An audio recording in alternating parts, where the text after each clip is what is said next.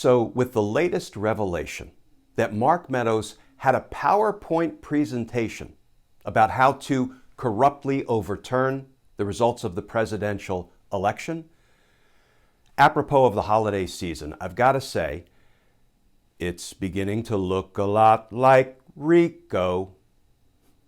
Okay, I'm no Bing Crosby, and sometimes, friends, we have to laugh, right? So feel free to laugh, if only at my terrible singing voice.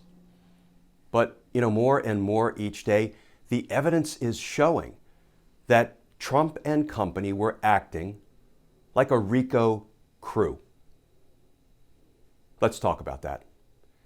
Because justice matters.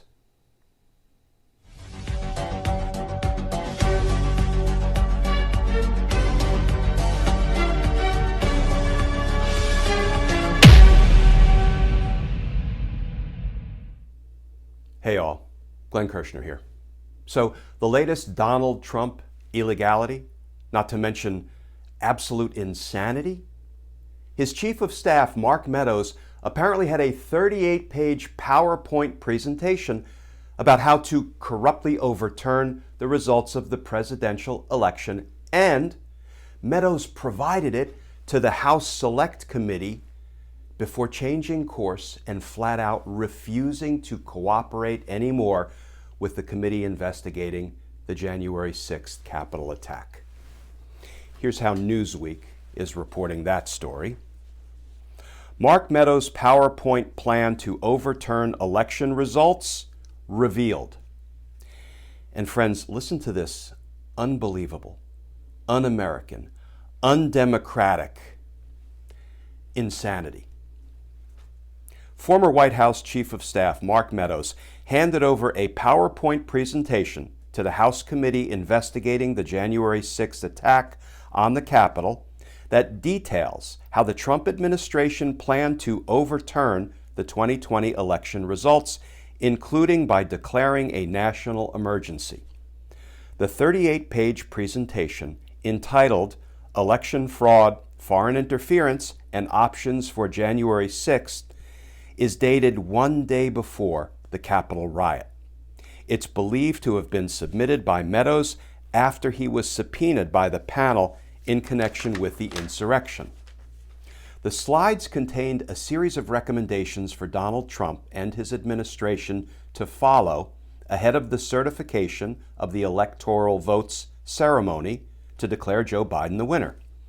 These included informing senators and congressmen of apparent foreign interference in the election, namely by China, before declaring a national security emergency. The government was then to announce that electronic voting in all states for the 2020 election would be invalid. And of course, Donald Trump would remain President of the United States. Friends, this makes Watergate look like jaywalking. Everything we're learning about the Trump administration has the look and the feel of a RICO organization, Racketeer influenced and corrupt organization, a criminal enterprise.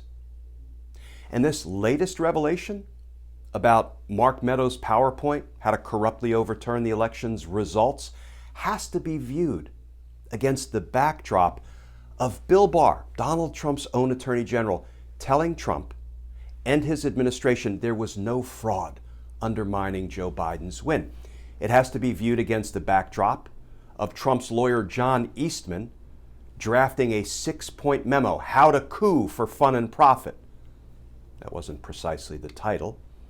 It has to be viewed against the backdrop of Donald Trump telling his DOJ officials, I don't care that there was no fraud, just say there was, and leave the rest up to me and my allies in Congress.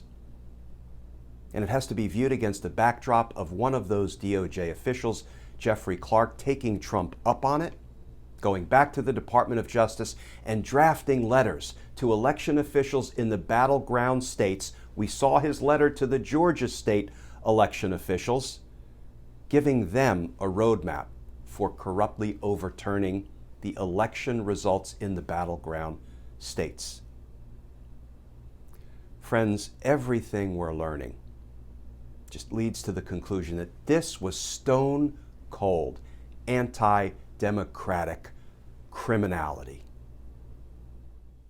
So yes, we're going to start talking more about our nation's RICO laws. I tried multiple RICO cases in the courts of Washington, D.C., and I can tell you RICO is a really effective tool to get after corrupt organizations.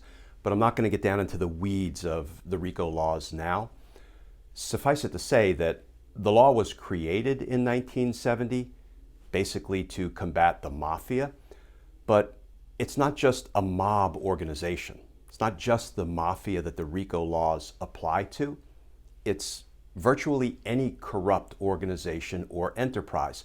It could be a criminal business. It could be a corrupt corporation. It could be a nonprofit organization operating as a criminal enterprise. It could be a governmental agency, organization, or entity. So friends, hold on tight, because it is beginning to look a lot like RICO. And I'm going to go out on a limb and say it's also beginning to look, if only a little bit, like justice is coming.